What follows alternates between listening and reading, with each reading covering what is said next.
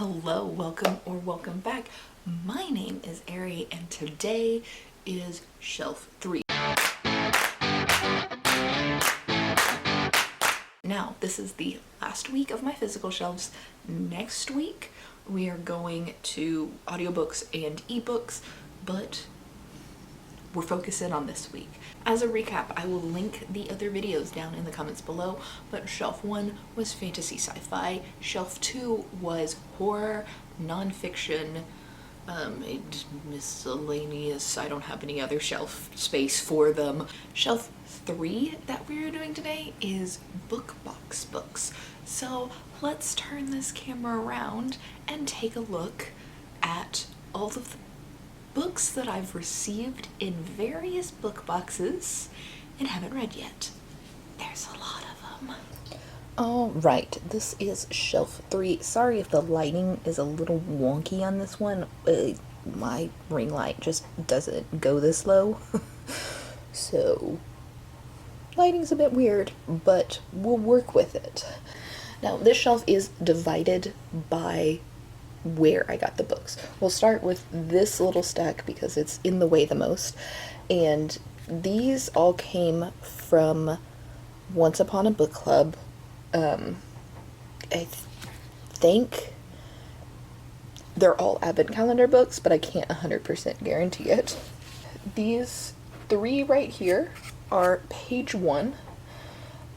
This is like an old unplugged book box, I think. This was the only one that I don't really 100% guarantee know where it came from, because it's probably the oldest on here.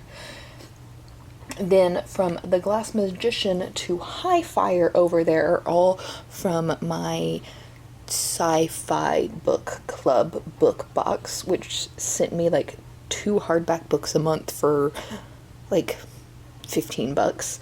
And then all of those stacked up, as you could probably tell from the spines, come from Book of the Month Club. So if you guys watched my TBR, you're gonna know at least 2 of the books that I pull off of here because they were in my Dungeon of Books TBR. The first one is going to be Harlem Shuffle by Colson Whitehead. This is kind of playing double duty. This fits the Buzzwordathon prompt for this month, which is a place, so Harlem is a place, and it gets one of my Book of the Month books off of my shelf. The next book that I'm reading is this blue one right here. This is Anyone by Charles Soule, or Charles Soule. I don't really know how he pronounces that. And this is science fiction, and the plot sounds a whole lot like recursion. Some Alzheimer's research goes wrong, science fiction-y stuff happens. We'll find out. And this is where I become a disappointment to you all and tell you that I don't know what the third book on this shelf is going to be. I have a plan, I think, that I want to do, but I am going to be super mean right now, and you have to wait until I get through the reviews for the 2 books that I just pulled before I tell you what that plan is. Or you could fast forward in the video, that's fine too. But I will be back in just a second letting you know what I thought about Harlem Shuffle. I started Harlem Shuffle, but as you can see, I haven't gotten very far into it, and this is over like 3 days, and that's all I've got into it. It's not bad. Colson Whitehead is a great author. The writing is good. There's no like problematic content or anything. It's just the topic bores me. It's about a guy who sells furniture in Harlem, and sometimes he doesn't really ask where some of the used furniture or other bits comes from, and he's pulled into the middle of this high fence, but shit goes wrong. So just like I said, well written. I'm just not interested. I'm gonna give it another try So I may be back with more. We'll see. We'll talk about that one later. What I can talk about now is Anyone, because even though this is like 420 pages, I went through it in a day. I was very like engaged and interested in this book. So basically what this is it's like a sci-fi thriller alternate history is what I'm going to, or alternate reality, I guess, because it's modern times. So it's like an alternate reality sci-fi thriller.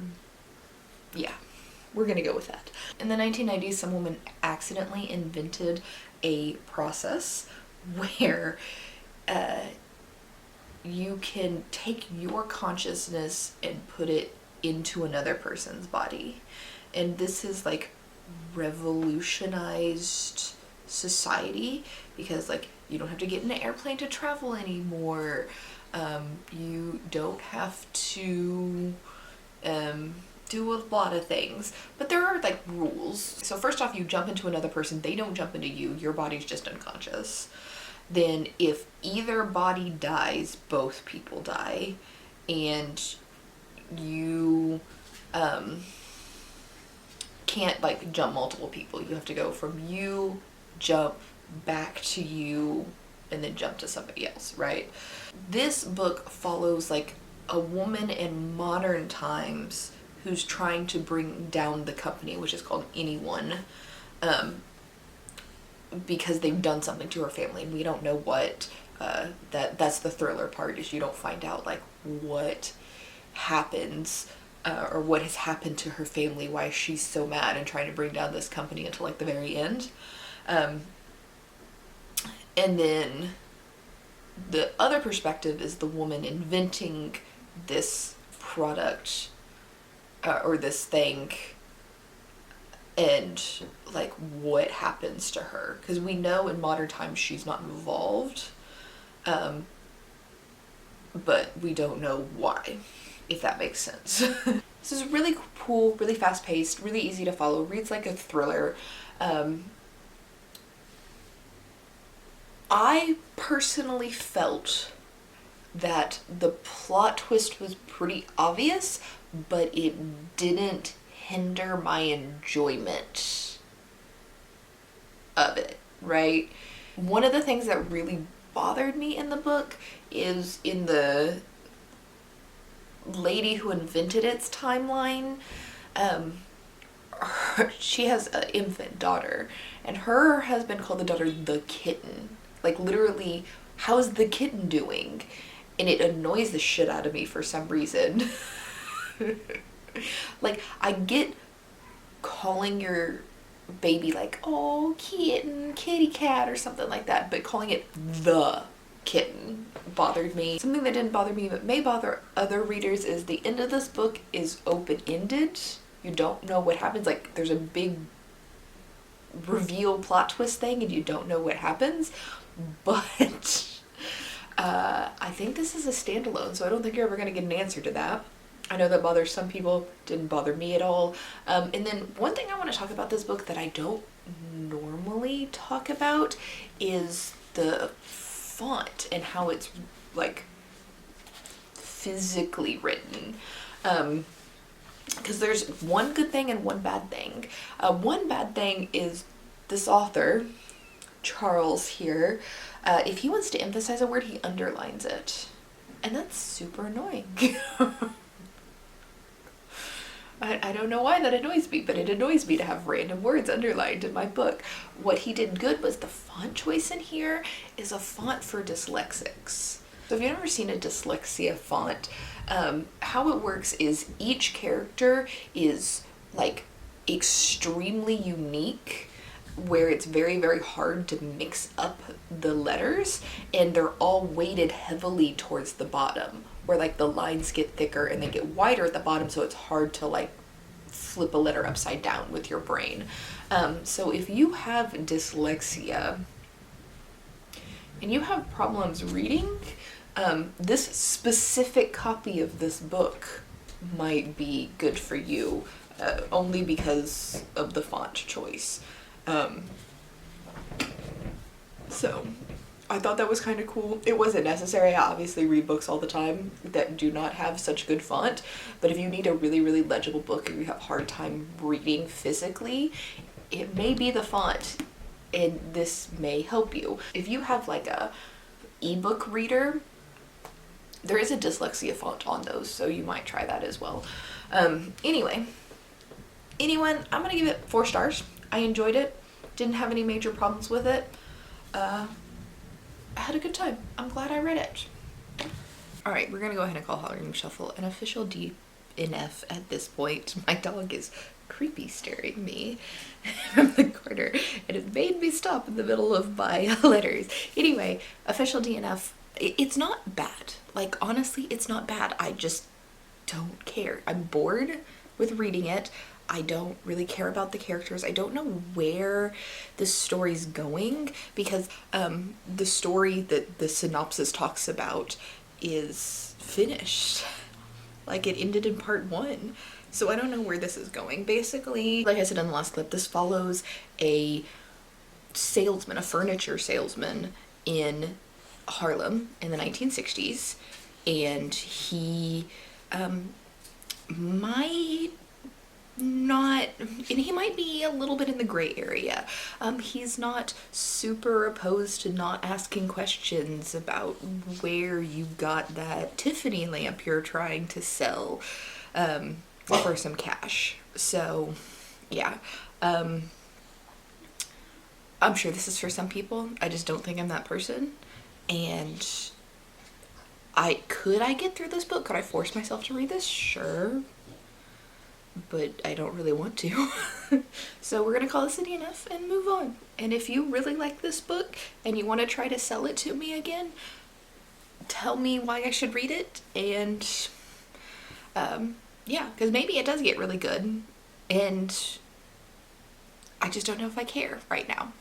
Anyway, moving on. What you're all really here for is to figure out that hint I left at the beginning of the video. Like, I want to do a project with the rest of the shelf. What kind of project, Ari, you ask? Well, I'm glad you asked. So all of the books on this bookshelf come from book boxes, which means I didn't choose any of these for myself, and for the most part I don't know what these books are about, excluding obviously the Book of the Month Club books where I pick those books directly, but all the other books are just, they come in a book box and it's like, oh, that's a pretty cover, or oh, that plot kind of sounds interesting. But are these really things that, if it didn't come in a book box, would I've ever read any of these things? So what I have done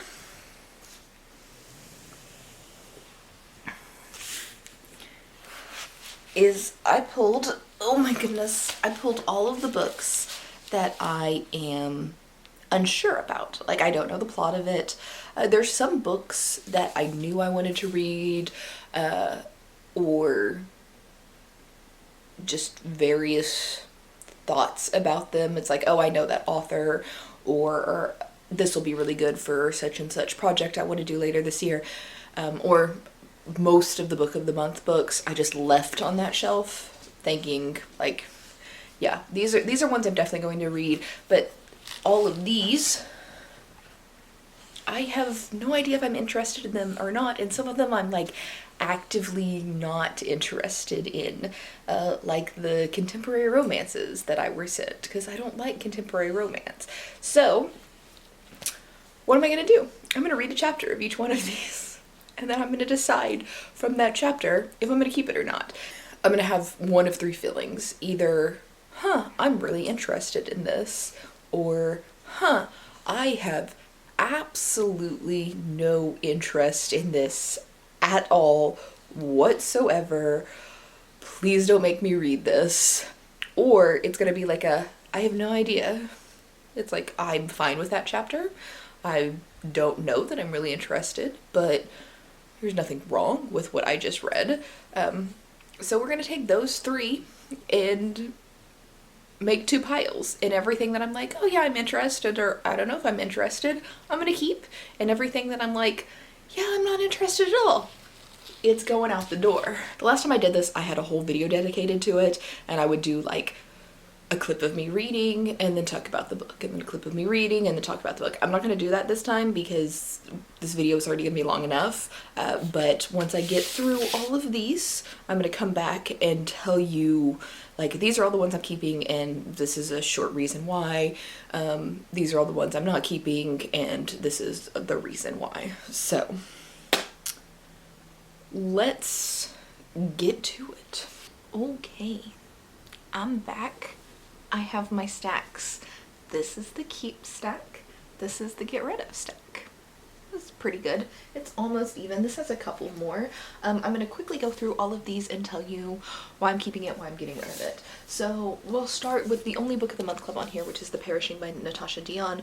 This is the lowest rated book on my TBR, and I was like, okay, if it's so bad, I don't want to read it, right? So I read it, didn't have any problem at all with the writing or the story, and so I went and looked at reviews to figure out why it's so low rated. This is low rated because of the marketing. It's marketed as like this immortal person sci-fi adventure thing, and it's apparently literary historical fiction. So I just need to go into this with the right mindset and it'll be fine. The Deepest Blue by Sarah Beth Durst. It seemed interesting when I read it. That's it. Nothing special. A lot of these are going to be like that, including Lies of Descent by Troy Carol Butcher. Including Lies of Descent by Troy Carol Butcher. It just seemed interesting. I was interested in the story from the first chapter. Next one is The Unlikely Adventures of the Shergill Sisters. This is women's lit, I guess. It's a story of three sisters whose mother passes away and leaves them with a letter that's basically like, when I die, I want you to travel to India and do this itinerary. And it's about like the three sisters coming together and being like renewing friendships and love for each other through their mother's adventures. But it sounds cute, so we'll keep it, and I like the writing from the first chapter. An Unkindness of Magicians. You're gonna see this over in that stack, but I don't typically like books about magicians, or just the idea of magicians in general. Like if I go to Vegas and I'm gonna see a show, it's not gonna be a magician show. It's just not something that particularly interests me. But this was kind of cool from the first chapter, so we're gonna read it. Who Am I? Who Am I? This is After All by Heidi McLaughlin. Do you know what this is? This is a contemporary romance. How did I read the first chapter of a contemporary romance and be like, you know what, I want to keep this? Well, it's because it reads like a Nicholas Sparks novel, and I like a brain dead Nicholas Sparks novel every once in a while. I usually read Nicholas Sparks in the airport. Like if I'm on a plane and I forget a book or something, I just go into the bookstore, pick up a Nicholas Sparks novel, and that's my plane book. But Heidi McLaughlin's book right here reads like Nicholas Sparks, so we're keeping it. I'm off the rails, guys. Alright, from there we're going to go to my lovely stack of no's. We're going to start with High Fire by Ian Colfer. This is like about the last dragon in the world, and he lives in the Louisiana swamps. This gives off like real big incel vibes from the characters that I followed in the first chapter. I just didn't like the writing very much. Next up is The Sky Is Yours by Chandler Klangsmith. The main character's personality is like fratty, stereotypical douchebag. Why would I ever want to read that? There was like fat shaming like right off. Like there was a scene in here where the main character is he sees a picture of his fiance, but it's a arranged marriage, and he is like, well, she's kind of chunky, but I'll whack one out to her. I'll take one for the team and whack one out for her. And I'm like, that's... I don't even think I made it a full chapter into this. I was like, yeah, fuck that. No, thank you. Star-Crossed by Minnie Dark. This is contemporary romance. And it seems to be one character is obsessed with astrology and like your signs and whatever, and the other character is not. And I'm guessing what happens is because the guy is super obsessed with astrology, he's not meant to be with her. And so he's like, well, I can't date her because our signs are too different or whatever. I don't know anything about astrology. I was like, yeah, no, thank you. I'm sure that is for somebody, and I have nothing against people who practice or believe in astrology or anything like that. It's just not for me. Next up, I have The Lost Future of Pepper Harrow by Natasha Pulley. This one is super political, and I don't particularly love political novels. It also has this like homophobic and misogynistic undertone. At least the first chapter did, and I understand that the first chapter in this book did not follow the main characters of this book, but it was like, it just felt icky and homophobic and misogynistic, even though it's about gay characters written by a woman. And that's just not the vibe that I want in the first chapter of a book that's supposed to be about queer love and has two main female characters. So I'm not sure what was going on with that first chapter, but I didn't like it. Sabbath, next up, Sabbath by Nick Mamatas. I know you all are going to be shocked by this. This is too religious for me. It was kind of douchey too. But yeah, just this is not, that was never meant for me. This one, historical mystery.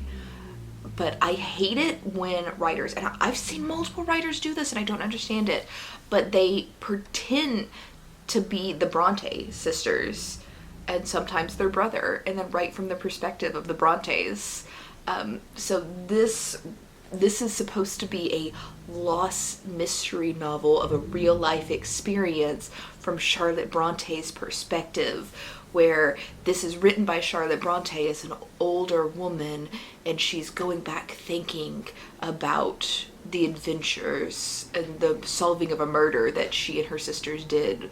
And I'm just like, no, you, Bella, cannot write like Charlotte Bronte. Just tell that story without involving famous writers that you're never going to compare to. Just saying. Alright, next up is Children of Earth and Sky by Gaia Volkay. The first chapter honestly didn't seem relevant to the synopsis at all. Like, it didn't, but absolutely nothing about it piqued my interest. So I can't imagine being that bored from the first chapter and reading this whole thing. So I'm like, you know what? I don't need to read this whole thing. Well, let somebody else read it. And then here's the other magician book that I was talking to you about. This is The Glass Magician by Carolyn Stevermeer. I can read words. This is like a vaudeville magician finds out that she can perform real magic, and like I said, I'm just not interested in magicians. There doesn't seem to be really anything wrong with this other than I entirely lack interest in the plot of it. So we are also going to pass that on to somebody else. So this is what we're getting rid of. Let me put these back on that shelf and we can admire together how empty it is. Alright, so that's what that shelf looks like. Look at all of that room for activities. And then all of the other shelves are looking, obviously I just made that one look pretty and did not do that to those two. These are a lot emptier than they were at the end of their videos because I have pulled books for next month's TBR already, which I'm not going to show you because that hasn't come out yet, but stay tuned. It will go up on Tuesday, I believe. Thank you for watching my video today. Next week, I will be doing shelf 4, which is not actually a shelf, it's audiobooks and books that I have on my Kindle. So make sure you come back and check that out. Tune in for that. If you made it through this video, you want to leave me a comment but you don't have anything to say, leave me like a dump truck emoji or like a big large construction equipment emoji, because we unhauled some books in this video. Anyway, thank you for being here and I'll see you Tuesday. Bye.